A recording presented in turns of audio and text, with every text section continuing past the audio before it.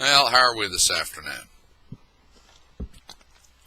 I've been holding back on saying anything about this potential baseball season. I wanted to get the facts right as much as possible, but it's one of those topics that the more you research, the more watered down, the more muddied it gets. And in the end, I could sit here for weeks and weeks until I thought I had the perfect piece together. Well, that's not possible.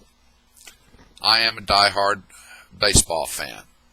Detroit Tigers, number 1. Texas Rangers, number 2.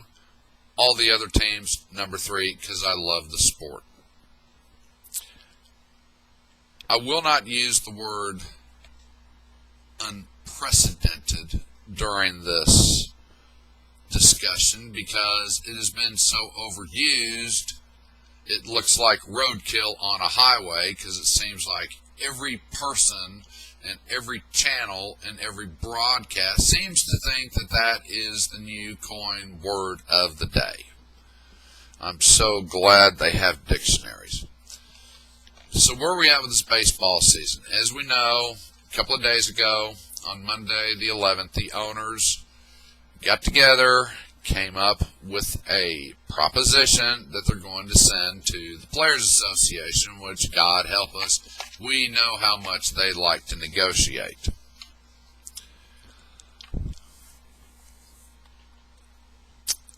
Yes, there was an agreement, as I'm understanding, in March of prorated salaries 30 to 40%. Okay, that's fair enough. So you're going to get paid 60 to 70% of your base salaries. We're not even going to talk about incentives or revenue sharing or any of that crap. And you're only going to play half the game. So you're going to be compensated 10 to 20% more of what you would be paid if each game was prorated off of your base salary. A rookie makes approximately $350,000 a year. So cut that in half, $117,000 a year. And the mean income in the United States is $40,000. Okay, we're going to put that aside for a minute. The owners have agreed that they'll take care of testing and player safety as much as possible. But they want to open up the ballparks. What in God's name for?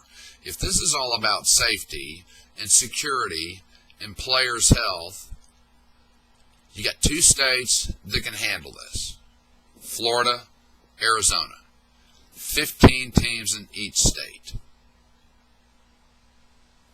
Travel by bus. Hell, you might even be able to use the train as Florida. But for some odd reason, we want to play in New York. We want to play in Detroit. We want to play in Texas. We want to play in Arizona. Why? You're not going to have any damn fans. Explain that to me. So if you don't have fans, yes, you're going to lose the ticket revenue, the concession revenue, and the paraphernalia and sports items revenue. Well, that's a given. We understand that. You know, you went through the same crap in, what was that? 94? You wiped out, what was the average, 113 games every team played? So you wiped out the season. You wiped out the World Series. I remember that, and I was mad as hell. So, yes, we are faced with a different dilemma, so it's time to adapt. And I'm not taking either side, players or owners. The owners are going to complain that we're going to go bankrupt. Well, you know, you said the same thing in 94. You said the same thing in 81. And We've had expansion since then. So I guess you really were going broke? All right, you can take that argument and put it on the shelf because nobody's listening. Now, the player's argument, as always, is money. Well, I deserve this, and we need to make that. And if the minimum guy is going to take home $117,000 this season, if they play 82 games, and can't live on that, ask those people who make $40,000 or $50,000 a year if they're going to have sympathy for you. And guys, the answer is no. Now, if you have lived over your means, well, that's not our fault. It's not the league's fault. It's not the owner's fault. It's your fault, and it's called personal responsibility. So you need to suck it up. If you got to tighten your belt like every other son of a bitch is doing in this country right now because only 36 million are unemployed,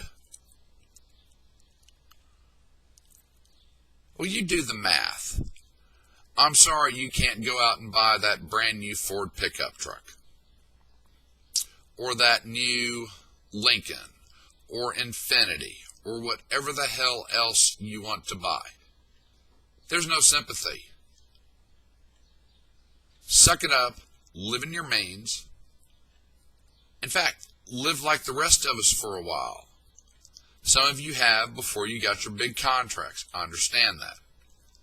But for those of you that are making $35 million a year and 32, if you think the fans are going to be sympathetic because you're only going to make $16 million, you better think twice because we really don't care. We want to see baseball. And to be honest, if the Players Union doesn't approve it, then as an owner, I'm going to my AAA and AA teams and say, hey, you want to play? We did this in 95. We can do it again. Americans. No, I'm not going to say Americans because that encompasses everybody, and that's just not true. There's a certain percentage of Americans who love baseball, I being one of them. I want to see the game back. When the games start, you still have your network contracts. Now, I'm not sure how they're structured, but when I did look up the Rangers, I believe Fox Sports Southwest is paying them $80 million a year for 162 games, so that's going to have to be prorated because they're not, obviously cannot cover 162 games. Do you think the advertisers are going to get a break on their rates from the network? I would seriously doubt it. But the bottom line is, we would like to see baseball. We don't care if it's at a minor league park. But if the players reject this, and the owners can't figure out a way to get around this and give those of us who love this time of year and love watching the game, you both will suffer horribly. If you thought the fallout from 94, 95 was bad, this is going to be horrible in the long run when fans realize that you don't care about us. You just care about what's in your bank account. In World War II, a lot of professional players did what today would probably be considered unthinkable. They put aside their careers and they served their country. and they put their lives on the line for their country. They put themselves in harm's way. And if you don't believe me, then you don't know your history, and one of the best ones is Jimmy Stewart. Look him up. I'm not going to tell you what he did. Ted Williams, look him up. Lee Marvin, look him up. And the list goes on and on. So I don't want to hear the argument today that we're putting our lives on the line. Not on a virus that has, as far as we know today, less than 2 million cases in the United States. You're not putting your lives on the line. The owners have already said they're going to take care of the testing protocols. Does that mean that your family won't be able to come to the ball games? Yes. But you know, as in the 40s, the 50s, the 60s, and so on, there are men and women that put their lives on the line for this country and our freedoms every day, and they have to deploy. And they might not see their families for 9 or 12 months. And they get paid $35,000 to $50,000 a year. The higher you are as an officer, you're going to make more money. But those are the people that sacrifice. It's not you. So owners and players, you need to put aside your pride.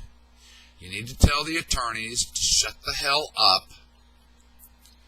Come to an agreement and have a baseball season in 2020. Because if you don't, the repercussions are going to be horrendous in 2021.